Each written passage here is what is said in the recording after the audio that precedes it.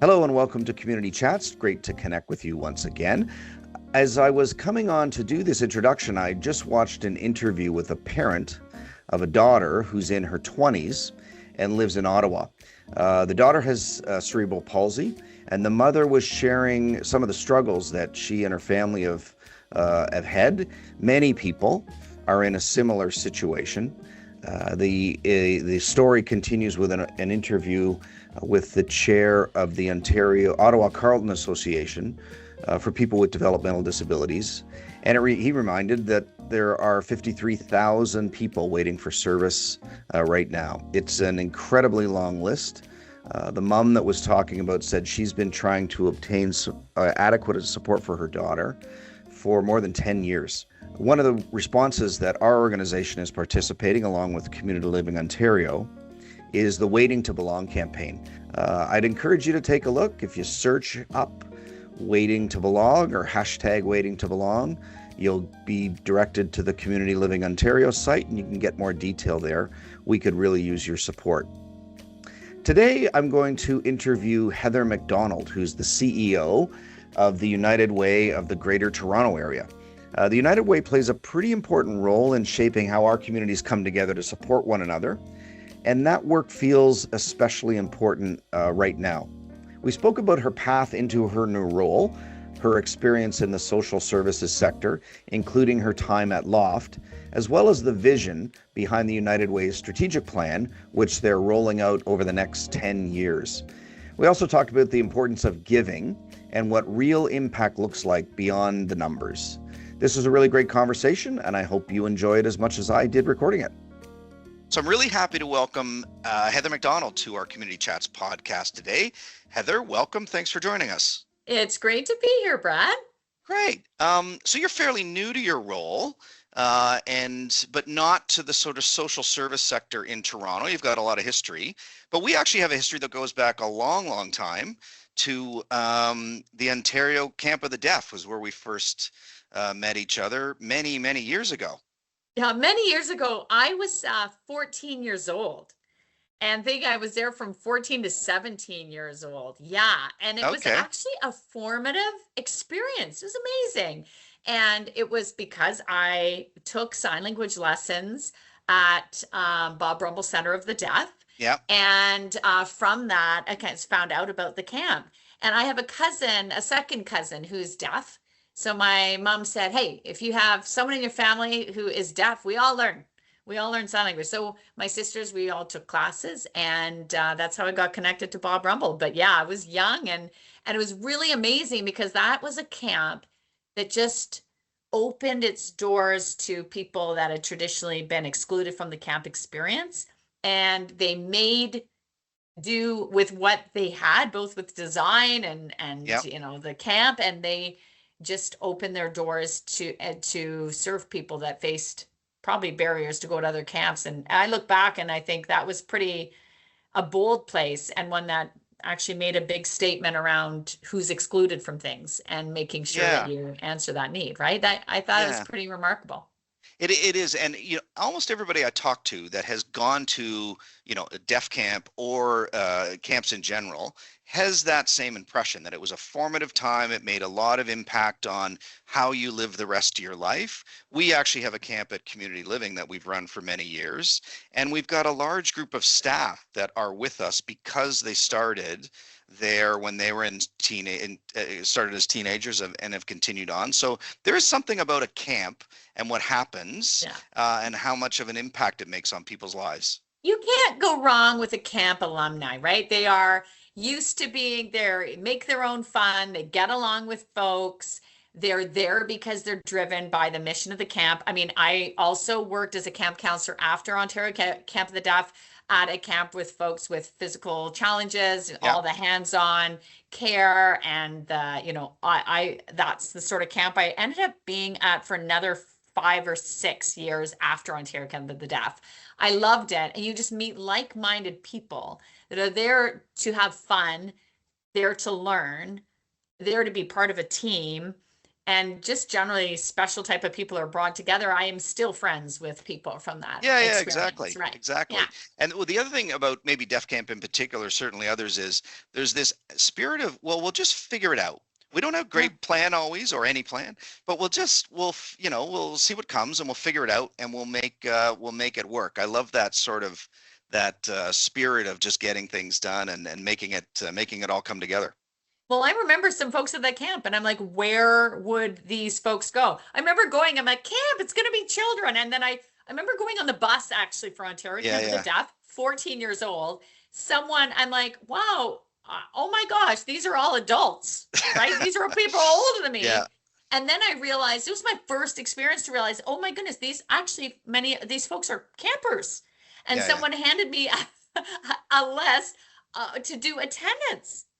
And so I just really remember that moment and think, and I feel like I really grew up, there, yeah, and it was like, oh yeah, I could do this, and then just great people. It was a really yeah, great experience, but I was very naive to the needs in our community and the needs that Ontario Camp of the Deaf responded to yeah, until I actually entered that bus. yeah, yeah. So, you after camp and going to school and all that, you got into social work. Mhm. Um, how much of your camp experience, or tell us about that journey. How did you end up wanting to get into a social work field and Mhm. choosing that as a career? Well, I mean, I think I was always into working with people, right? And doing things with people. And in fact, because of my experience, and I used to volunteer at the hospital. I like to work with people. I thought healthcare is kind of cool. I thought occupational therapy might be cool, but then really didn't like calculus and didn't like the sciences. But when I went to university, I studied sociology and psychology, and I really liked that degree. But then I actually had kind of two options. One was law school, if you can believe it, and then the other was social work. And I decided that social work would make me more happy, just more interaction with people, more opportunity to transform stuff from relationships. Anyway, I'm really glad I chose that. So after I did my undergrad, I did my master's of social work. And Mhm. that was really on the ground. You get a lot of practicum experience. And I actually I sought out practicums that I would push me, and actually quickly realized, okay, child welfare, not for me. I didn't like that. Yeah, yeah, yeah, yeah, But it was good to get that experience. I worked in a hospital. Also, I'm like, that was really good experience. I'm not into the what needs to be very structured kind of yeah. environment in a hospital. That's not for me. Again, really glad to have experience in that setting. And then just ended up and I also always thought I'd work with people with disabilities because I worked and did that all through university. That was my volunteerism, working in a Yep. pool, helping people get changed and go for a swim and get it. I did that all through with my camp friends at university. I thought I'm going to love that. I'm going to do that. But then I just ended up graduating from my master's program and being, falling in love, ending up following him to London, Yeah. Ontario, and I needed a job. So I ended up working in the aid service organization, like completely different from what I thought I would do. And it was really cool. So learning about substance use, learning around health promotion, stigma, all that. It was a really neat team, and then was there for a few years, and then took off into kind of harm reduction, substance use, and then into housing and supportive housing after that. Yeah, yeah. So we sort of reconnected a number of years ago when you were the CEO at Loft, and some of the stuff you were doing around housing. What about that experience did you love? Like what? Because you were at Loft quite a number of years. 19 years. I loved it. I mean, I've been at United Way Greater Toronto for 8 months. I Yeah. still like miss, and they're And amazing. we should And it back up. was Maybe just for people, what is Loft? Maybe we'll start with What is that. LOFT? Yeah. So Or what? Yeah. LOFT is a supportive housing outreach and case management provider for people that face barriers accessing the healthcare system. Right. Really, to your point earlier, talking about how they would do change, we really saw it at LOFT. We need to change to adapt to the needs that are being presented by people that face gaps. So traditionally, those are people with histories of homelessness, mental health, substance use, behavioral challenges. And so that's where we would focus our efforts. But their loft would really always evolve based on the needs of the people that are not being served. I'll give you an example. There was one time that this woman was referred, and she uses a Hoyer lift, which folks in community living would know and understand. So she used a Hoyer lift and required a lot of physical support and care. And she also had a very serious mental health issue. So she was initially referred to not community living Toronto, but another organization. We're in a large geographic swath. And that organization said, look, we can't manage her mental health challenge. And so then they came to us and said, look, we have this person, their serious mental health challenge, but they also use a Hoyer lift and require all sorts of personal care. So we just said, okay, let's figure out how to use a Hoyer lift, right? And when you do that over and over and over again, you start realizing, and I was dressed as an elf yesterday, and at one of the loft programs, as one does, and dressed and celebrating the holidays. I have done that for 15 years, organized a party at one of the sites, 50 formerly homeless seniors there. Right. And to look and see 6 to 8 Hoyer lifts there now, right? So they've just evolved over time. So it was more of a, what does LOFT do? That's the spirit. They would have constantly being evolving, kind of like what we saw at Ontario Camp of the Deaf. And so they're continuing to do that based on community needs, but certainly real estate, owning, renting, was in partnership with, was a big part with, I think they're probably at about 1,900 supportive housing units. So a lot, housing was and as you know, a huge part of the answer for a lot of folks. We just, interesting you're talking about, engaging people and meeting them where they're at and just figuring things out. We just did a podcast that I don't know if it's out yet, but interviewing a couple of staff that work for us who were able to move a guy with an intellectual disability who was homeless living in the Junction area from the streets, and again, sleeping rough on the street or in a park or in an encampment, into an apartment on his own, doing well. But the piece was, it took 8 months, and it took a lot of creative thinking on behalf of the staff to say, we don't meet at an office, we don't meet at a formal location, we'll meet you at the Burger King. So we can go there, grab a meal, connect, but just the challenges faced by people every day. It would become time to he'd say, I lost on my ID, my stuff was stolen, and then having to go through the process of getting ID reissued before you can take the next step. All those pieces are such a lot of work for people to do, and then people living through that experience. It's tough, but hopeful work. Yeah, it is hopeful work. And just think of what those amazing staff of your organization have learned and can spread for that and help that next person. But the other thing, there's real gaps in terms of coordinated care, because he may have had physical care needs. Anyone on the street, like, they are often very unwell. I remember we had a gentleman we served who cleaned his colostomy bag out in the Don River, right? This is very risky, right? Very ill. And so you need the physical care. You often need the personal care, which community living would, of course, rock and do so well as the care coordination, case management, housing. Community living is really well positioned to do that, because I find one of the big gaps is the personal care, is the thoughtful personal care. And at LOFT, the personal support workers were like incredible, trained on gentle persuasion, Montessori methods, to really work with folks. And I find a lot of the mental health and substance use service field is really case managers, which are people that go out, but they don't necessarily do the personal care. And they're not trained. It's a discipline. So it's a real gap in the sector.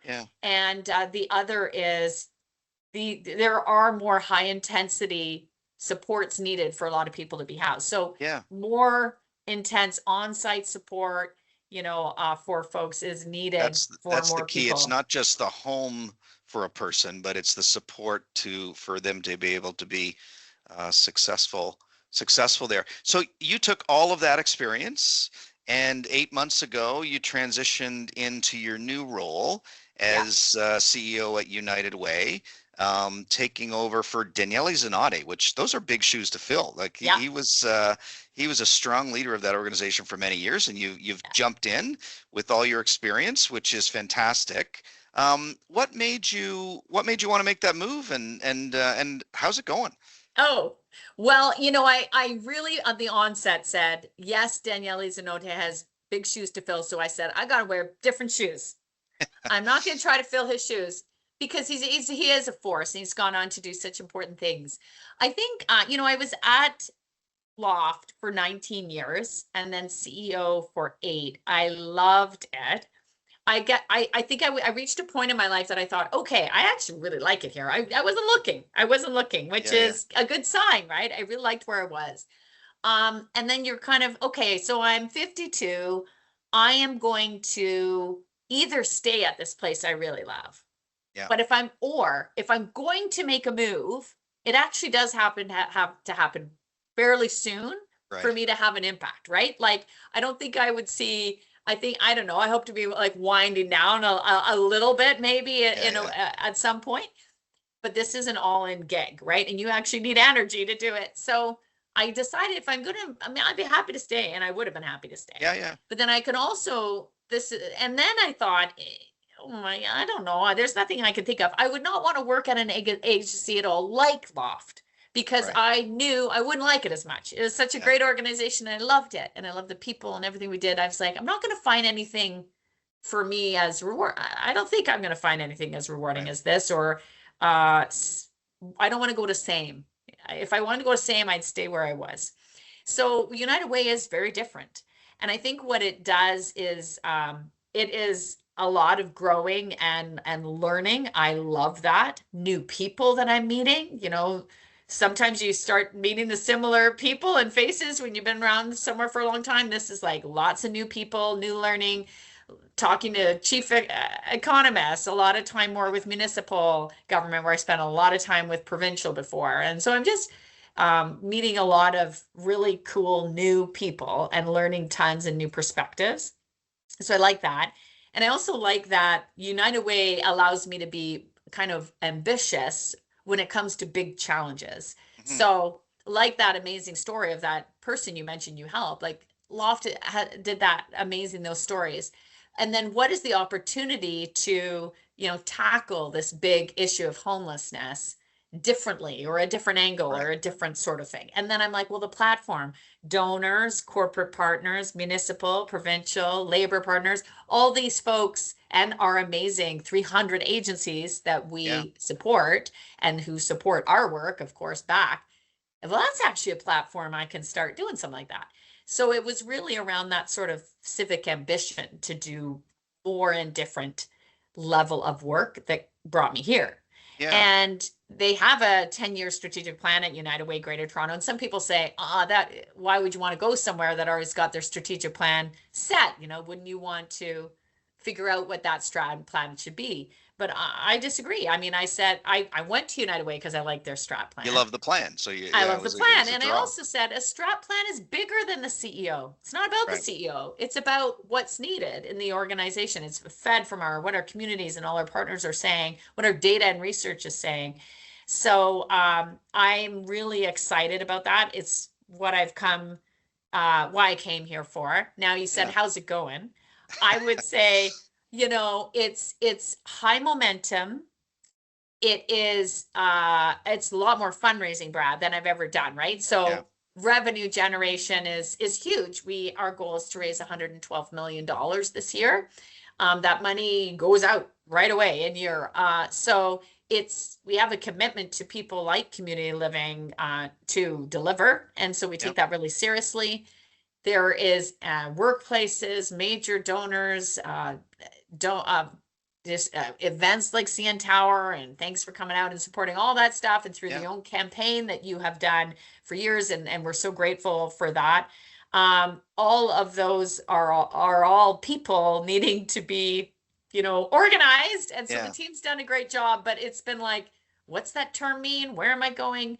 A lot of that. And also the team has had to, anything you do for the first time takes 5 times as long, right? So Yeah. I've had to learn, oh, I'm meeting with Brad. Yeah, we already knew each other, but where's Brad and what does he do? And how does he support United Way? And it just takes learning for every single interaction. I said it feels like I've met my mother-in-law 8 times for the first time, 8 times a week. Like, it's high stakes. You really got to present and be strong. And I want that for you to show up for United Way really well. So it's exhausting, but I remember my first year as CEO at Loft, I was exhausted too. Like, I remember coming home and falling asleep within 10 minutes.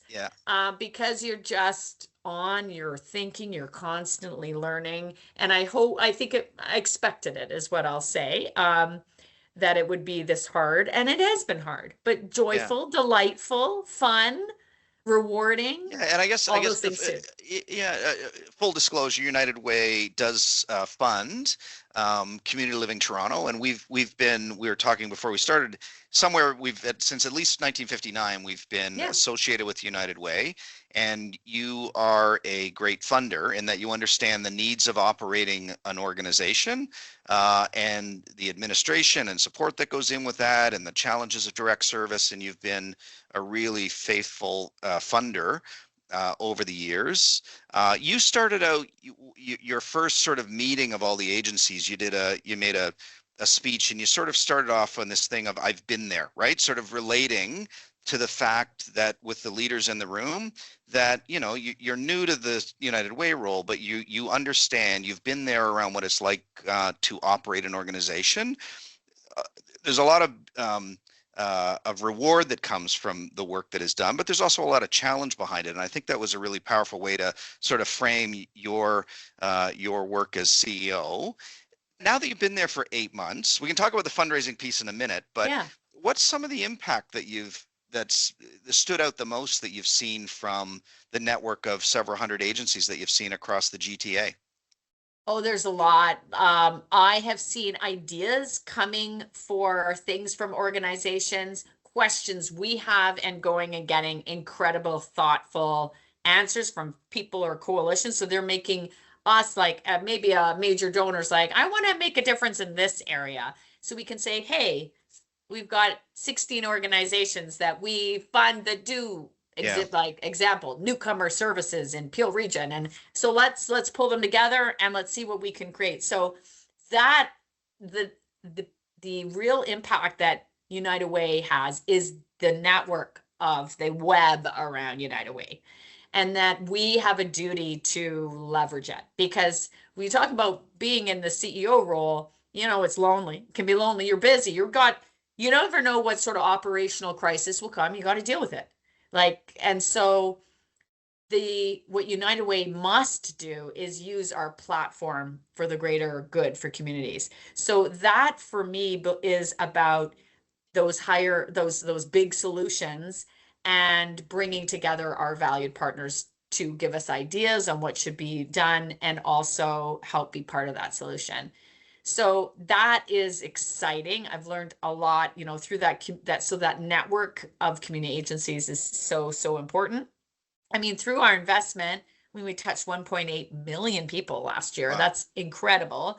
And going out to the other sites, I think so those are through a huge range of services, like what we're doing with you, Brad, what we're also doing with newcomers, food security, hubs of care, one-stop shop in the neighborhoods that need it most. Mental health, youth services, like job readiness and employment. Like, it's really about the social conditions that we need to help address and lifting that are really underlying drivers of poverty, right? So we're trying to address them. So it's incredible, the variety, and it's really based on what the neighborhood and community has identified they need, which I love. The United Way really recognizes the wisdom of the people who are doing the services and in the neighborhood. We are in the neighborhoods too. But I met a woman at the Jane and Finch Center. It's one of our funded organizations. And she receives a community action grant to help people parents who've lost a child to gun violence or a child who's at risk. She's a woman with lived experience now, leads this services, these innovative programs in her community, and the Jane Finch Center is that place where she kind of Right. has a home, right? A kind of ambition home, right? So I think those hubs and those those agencies that can provide a leap for like a platform for these really important neighborhood innovations is great. And I see United Way very responsive to those sorts of innovations, Mhm. like a food bank that said, hey, we need to do some renovations to create a more dignified, efficient experience for clients. Yeah. And United Way can, fund that. We're very flexible around where the needs are and be Yeah. responsive. So I'm really excited about what they do, but they're very thoughtful in looking at what are the trends, what is the community, where are the communities, where is poverty going to be now, where's it going to be in 10 years? Like Right. we are thinking about that, And and that's yeah, often work that's relegated to government, or people think, well, somebody else is working on that. But to have the United Way sort of identify neighborhoods, identify trends, and be able to act quite quickly, and I guess is really a benefit to the city, to the region. What? So I'm struck, like $112 million a year raised, with, as you say, that going, most of that going out the door to support community agencies. I think, and you could correct me if I'm wrong, but the United Way GTA is the largest United Way in the world. it is. And I'm always struck by the there's this, sometimes I think this tendency to look back into the good old days and back when people were more generous or provided more support. But $112 million coming out of the GTA, we're an incredibly generous city. You could make the Yeah. case it should be more, but my goodness, 112 million is a lot of money, plus what other organizations are doing. What's it been like to be part of that campaign where people are energetically doing fundraising to the needs that you're identified? And before I answer Yeah. that, I should say our own organization, we have done a campaign for years, and we have a goal of $50,000 that we contribute to United Way. And again, we do that not because we're a recipient of United Way funding, but we're a presence in the city and want to help, Yeah. want to contribute. So our employees give, a couple dollars on payroll deduction, or It's buy wonderful. eat walking tacos as a fun way of raising some money. We had a group of 11 people climb the CN Tower and raise thousands Yeah. of dollars. So it becomes a real community building piece. So that's enough about us. But what's it been like being part of that campaign, and the energy and the logistics that go into it must just be Oh my goodness, there's overwhelming. lots of logistics. But you mentioned like that it really is that community building. People are Yeah, hungry for that, Brad. People are hungry for that. They're hungry for that in our community where I think we're seeing people doing well in terms of wealth accumulation and other people really, really struggling.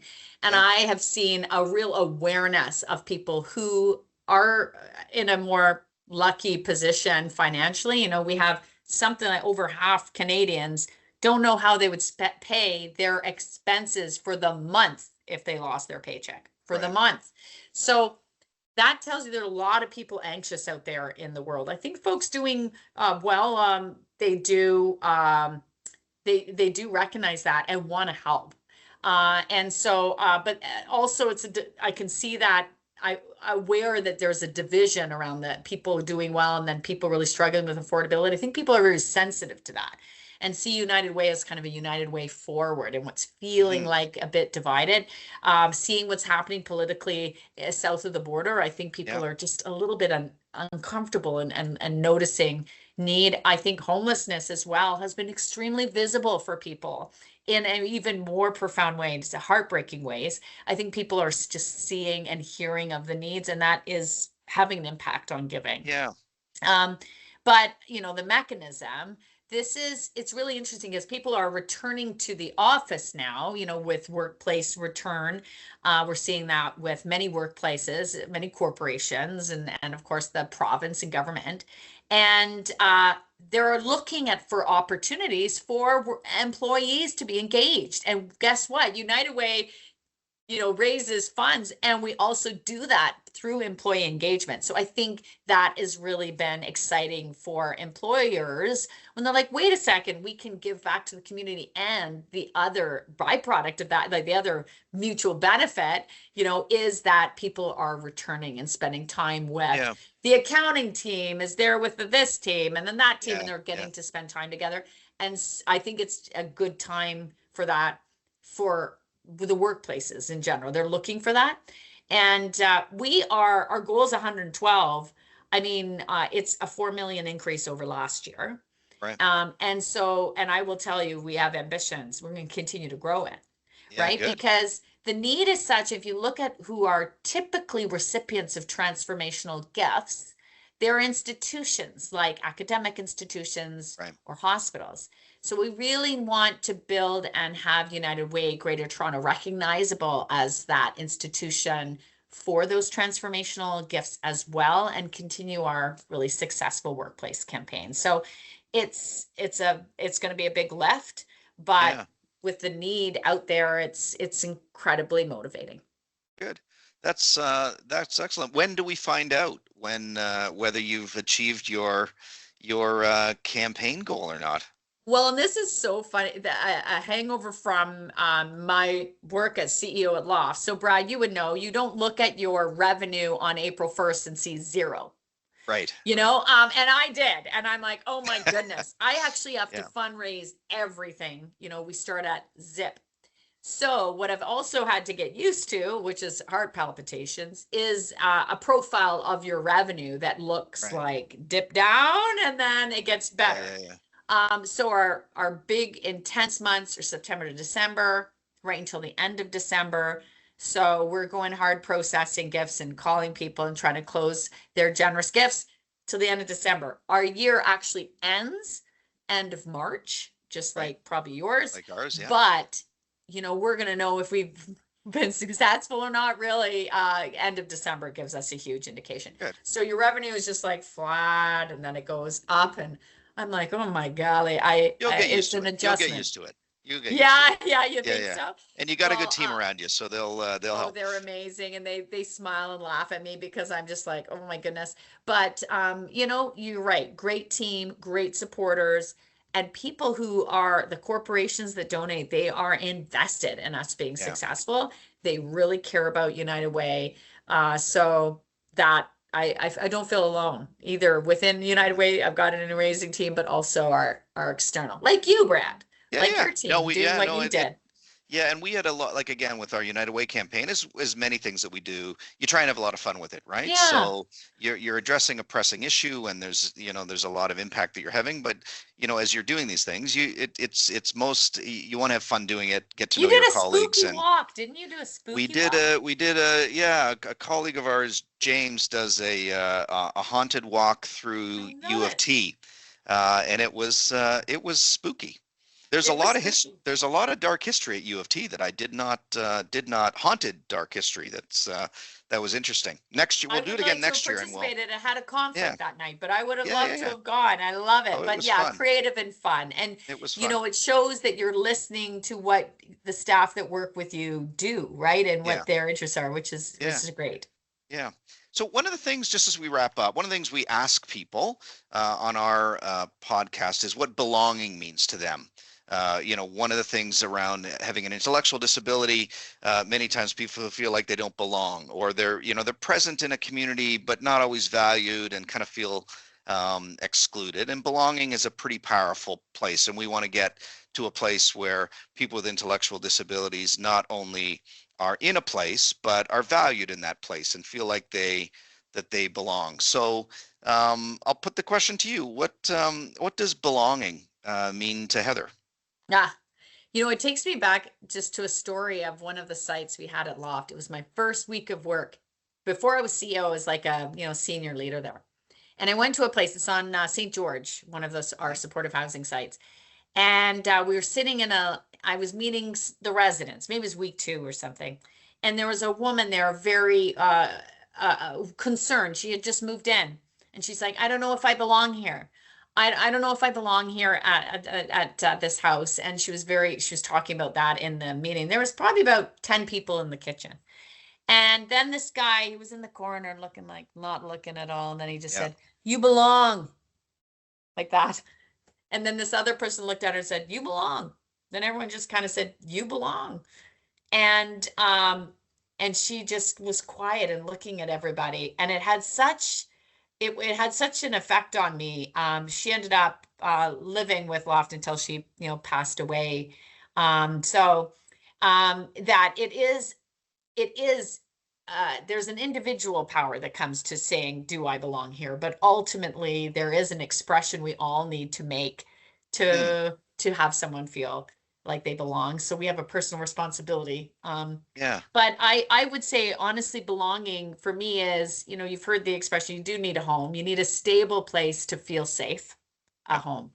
You need some sort of purpose, whether that's a pet, something you do, you put out the recycling, you have a volunteer job, you have a job, you call a friend to see how they're doing. There's some sort of purpose.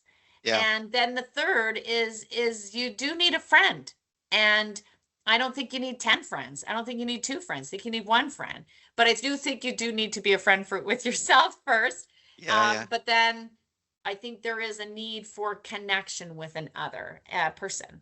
And so for me, belonging, I mean, I'm extremely lucky that for me, belonging often feels being around my family. I'm very, very lucky around that. But it comes back to those 3 things, and to remember that. I mean, I think of that guy just saying, "You belong." You belong. He was You're he was in. kind of You're quiet, in. right? It was like I was like, "This isn't going well." He was like looking Yeah. at the wall, but he knew what she needed, and he just showed up Cut for right her to it. that way. Yeah.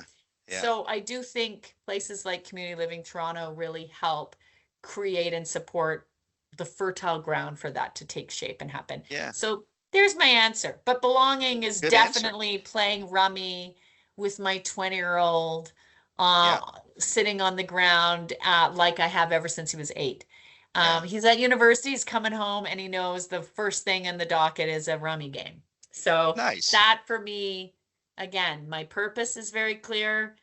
I've got a friend and I'm doing that in my home. Yeah. Those 3 ingredients in play. Excellent. Great answer. We'll add that to our Hall of Fame answers around belonging. That was Hall of Fame! I well, I didn't know. hear Well, the other Hall of you had a Fame story and you answers. had 3 points. It was excellent. Hey, thanks for taking the time to do this. You bet. Thanks for your leadership of United Way. I know it's a big challenge, and I know this is a busy time for you, so we appreciate you carving out some time for us. Again, as I mentioned, Community Living Toronto is a fan of United Way and love the way that you provide support. It allows us to do things that we wouldn't otherwise be able to. And as you get more comfortable in the role and you continue to raise money and make big change, know that ourselves and the other, hundreds of agencies that are part of the network have your back. We're supportive. So thank you and way to go. Thank you so much. Well, I'm a fan of Community Living Toronto. I'm a fan of all you do for our community. So I'm very grateful. And thank you for the time. Thank you. Thank you for listening, watching, and sharing. We release a new episode of Community Chats on the 15th and the 30th of each month, so don't forget to subscribe to stay up to date.